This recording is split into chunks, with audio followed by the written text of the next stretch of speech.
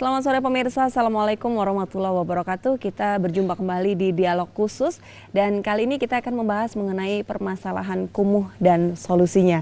Apa ini kumuh dan sebagainya pemirsa nanti akan kita bahas, tapi sepertinya kita juga harus mendapatkan informasi juga pemirsa bahwa melalui RPJMN 2015-2019 khususnya di bidang cipta karya, Indonesia ini sudah menetapkan target pencapaian 100%, akses pelayanan air minum 100%, kemudian 0 permukiman kumuh, dan juga akses sanitasi yang layak 100% pada tahun 2019.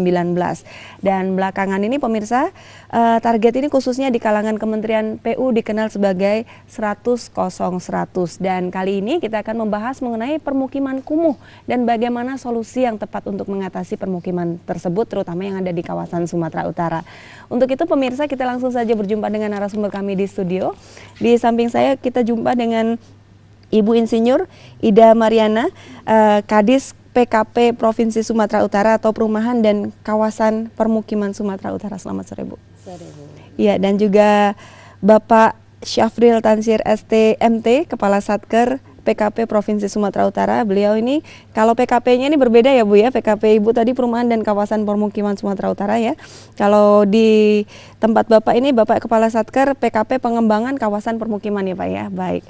Dan juga Bapak Dr. Arifin Saleh Siregar SOS MSP, Ketua Prodi Ilmu Kesejahteraan Sosial FISIP UMSU. Selamat datang juga, selamat sore. Assalamualaikum. Waalaikumsalam warahmatullahi wabarakatuh. Baik, pemirsa, kalau kita membicarakan masalah kumuh ini di semua kota besar pasti ada, dan memang menjadi satu permasalahan yang mungkin menggelisahkan banyak warga di kota-kota besar karena akibatnya banyak juga nih yang akhirnya tergusur sana sini. Tapi sebelumnya kita juga ingin tahu sebenarnya apa sih yang dimaksud dengan kumuh, Bu, dan kriteria atau kategori seperti apa sehingga suatu kawasan itu dikategorikan sebagai kumuh. Baik, Ibu, terima kasih. Saya coba menjelaskan bagaimana yang dikatakan kawasan kumuh. Kumuh itu selalu berada di permukiman-permukiman yang memang tingkat kepadatan penduduknya cukup tinggi. Kemudian kalau untuk Kota Medan ini bisa kita lihat di kawasan Medan Belawan, ya itu di Bagandeli di sana. Kemudian di luar dari Medan juga banyak, utamanya kota-kota yang berada di kawasan Mebidangro. Tetapi kriteria teknis yang bisa kita lihat biasanya itu di samping permukimannya juga cukup padat, di atas 200 jiwa per hektar. Kemudian infrastruktur yang ada atau prasarana-sarana utilitas umum yang ada di kawasan permukiman ini juga sangat minim, terutama terhadap jalan lingkungannya, terhadap saluran drainasenya, kemudian terhadap air minumnya juga sangat minim, persampahannya tidak terkelola, bahkan sanitasinya sendiri itu tidak bisa dikatakan itu kategori sehat. Sehingga kumuh itu selalu mendekat kepada penduduk yang memang berada pendapatan di bawah garis UMR. Ya, jadi lazimnya kita sebut dengan masyarakat yang berpenghasilan rendah, dan itu biasanya yang selalu masuk ke dalam kelompok yang kawasan-kawasan permukiman kumuh. Itu barangkali. Baik, kalau kita melihat memang ada sekarang program yang disebut dengan Kotaku atau disebut kota tanpa kumuh. Ini Pak Syafril bisa menjelaskan apa sih sebenarnya yang dimaksud dengan kota tanpa kumuh ini dan bagaimana Pak yang sudah dilakukan sampai saat ini? Baik Bu, terima kasih. Kota tanpa kumuh ini adalah lanjutan dari program sebelumnya, di mana pada tahun 2006 kita sama-sama mengenal dengan program P2KP, program pengamanan pengentasan kemiskinan perkotaan. Ya. Kemudian di tahun 2007 P2KP ini berkembang menjadi PNPM Mandiri Perkotaan.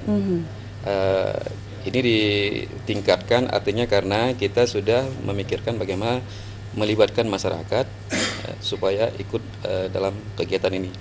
Dan pada tahun 2008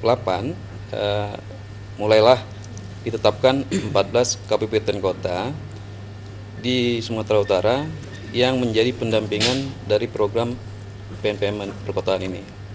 Dan ini yang berlanjut sampai dengan tahun 2015. Sedangkan di April 2015 kemudian ini kita memikirkan meningkat lagi dengan mengacu kepada RPJMN Cipta Karya bahwa kita ingin memfokuskan kepada penanganan kumuh, maka berkembang lagi menjadi Kotaku. Dan Kotaku ini kita mulai pada tahun 2015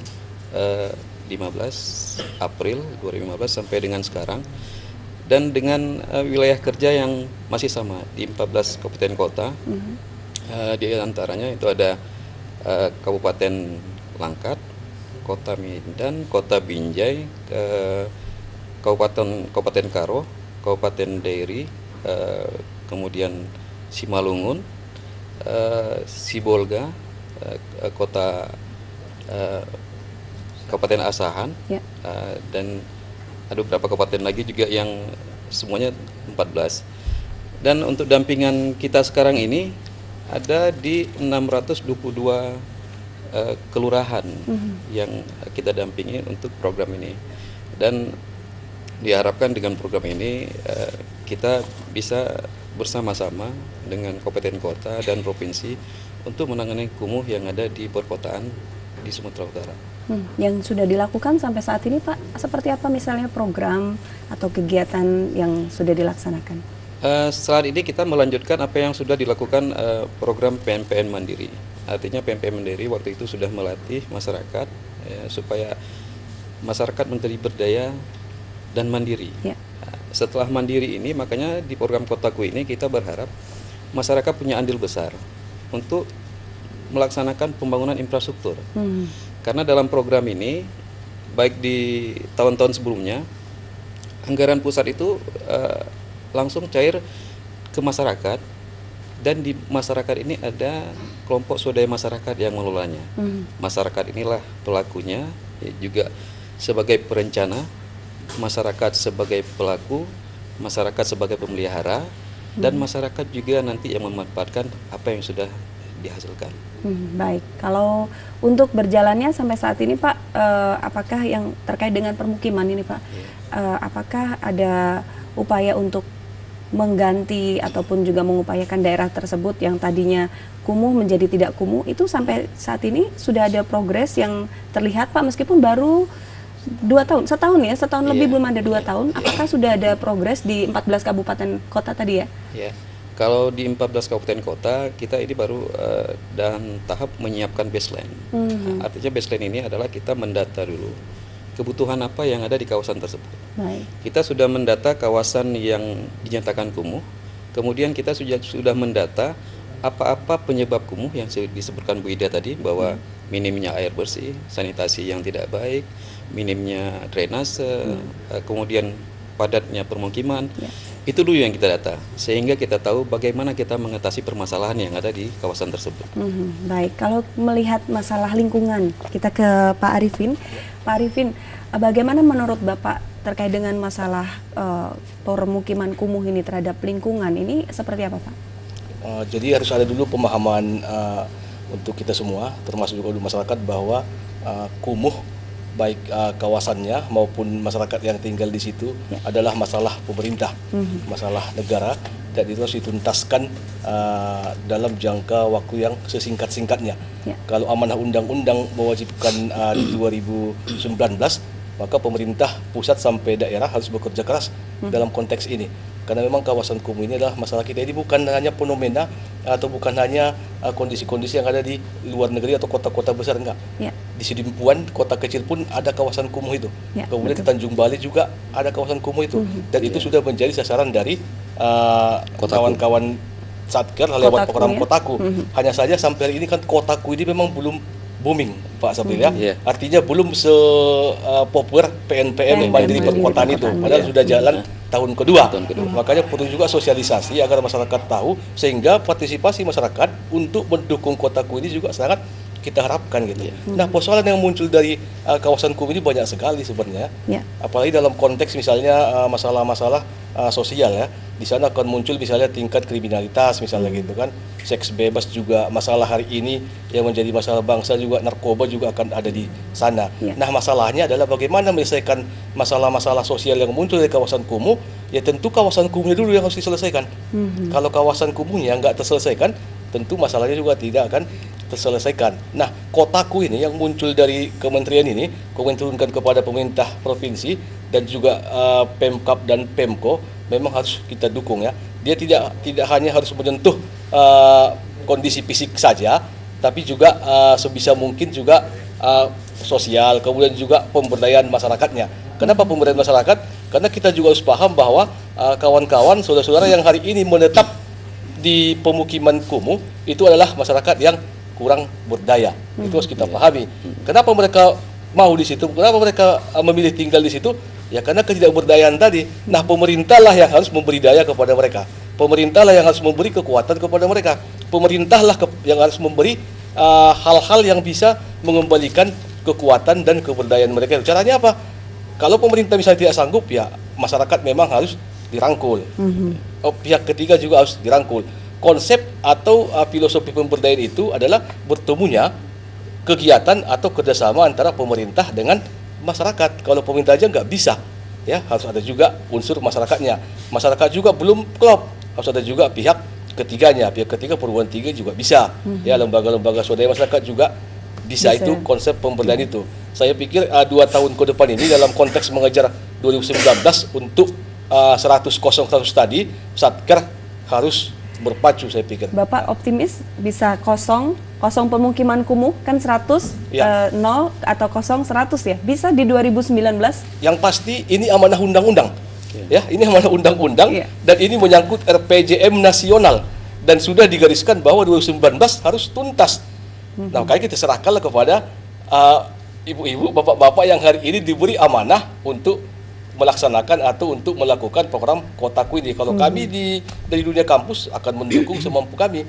Cuman saran kami, ya libatkanlah masyarakat itu, anggaplah mereka sebagai pelaku juga di sini, tidak sebagai objek, karena mereka juga tidak akan mau memang menetap di kawasan-kawasan atau permukiman-permukiman kumuh itu. Baik. Bagaimanapun mereka pasti ingin juga tidak ada dalam kondisi perkumuhan itu. Baik, nah kalau pendapat Anda seperti apa pemirsa, silakan bergabung bersama kami di 061415920. Anda bisa langsung hubungi kami, sampaikan pendapat Anda mengenai permukiman kumuh dan permasalahannya, dan juga mungkin Anda punya satu tawaran solusi, silahkan saja 061415920. Langsung bisa Anda hubungi kami, sekaligus kalau Anda punya pertanyaan kepada narasumber kami silahkan. Dan kita juga melihat memang kalau tadi kan dampaknya banyak, ada kriminalitas, narkoba, dan sebagainya ya Pak ya. Tapi kalau boleh disampaikan terlebih dahulu Pak Arifin, apa sih penyebab kenapa kok sampai akhirnya suatu daerah yang mungkin tadinya belum menjadi daerah yang kumuh, tapi bisa mendadak menjadi daerah kumuh, itu kira-kira penyebabnya apa Pak? Ya, betul sekali, banyak sebenarnya hal-hal yang melatar belakangi kenapa kawasan kumuh ini muncul, baik secara tiba-tiba maupun misalnya secara proses tanpa sadar. Yang pertama, ledakan penduduk, karena pertumbuhan penduduk kita pada hari ini itu tidak seimbang dengan kondisi wilayah atau lapangan pekerjaan yang ada pada hari ini.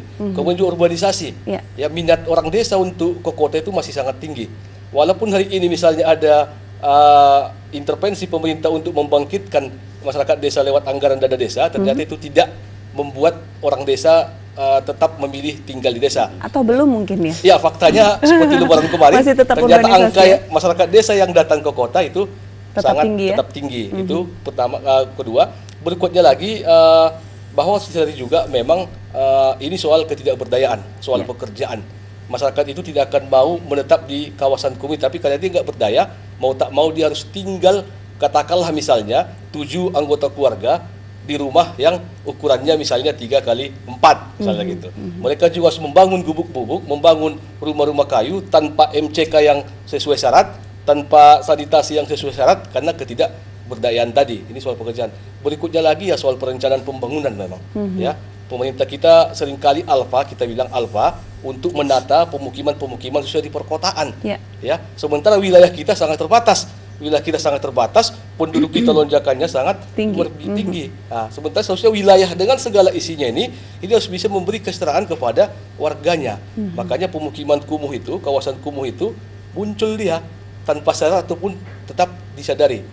Itu jadi beberapa penyebabnya itu tadi. Baik, baik. Jadi memang ada berbagai penyebab yang akhirnya membuat kita menjadi melihat banyak lingkungan kumuh di berbagai kota. Kita undang lagi pemirsa 0614150 920, langsung saja silahkan Anda bergabung bersama kami. Dan Ibu Ida, sekarang saya juga mau tanya kepada Ibu, kalau untuk penanganan kawasan kumuh yang diterapkan di Sumatera Utara ini seperti apa, Bu? Baik Ibu, jadi kita dari pemerintah Provinsi Sumatera Utara menangani kumuh itu ada 3 program. Ya. Yang pertama kita meningkatkan melakukan peningkatan kualitas terhadap rumah-rumah yang tidak layak huni. Ya. Tidak layak huni ini melalui bantuan pemerintah provinsi lewat dana APBD provinsi ini melakukan rehab dengan bekerja sama juga dengan TNI yang saat ini sudah kami lakukan lebih kurang hampir 5 tahun, Bu. Jadi dari sejak 2012 kemudian ini berlanjut dan nanti akan berakhir di 2018 ya. Kemudian itu melalui peningkatan kualitas rumah tidak layak huni. Kemudian yang kedua melalui penyelenggaraan PSU.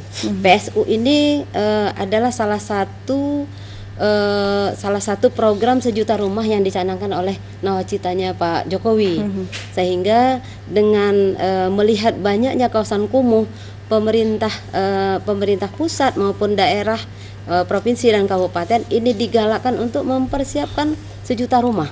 Sejuta rumah dalam artian setiap provinsi harus bisa menanggulangi backlog kekurangan rumah, utamanya tadi kawasan-kawasan kumuh yang memang tidak berdaya. Kemudian dia bisa saja satu rumah tetapi ada 3 kepala keluarga, ada 2 gitu ya. Jadi ini diharapkan mereka ini semuanya bisa mendapatkan rumah yang dari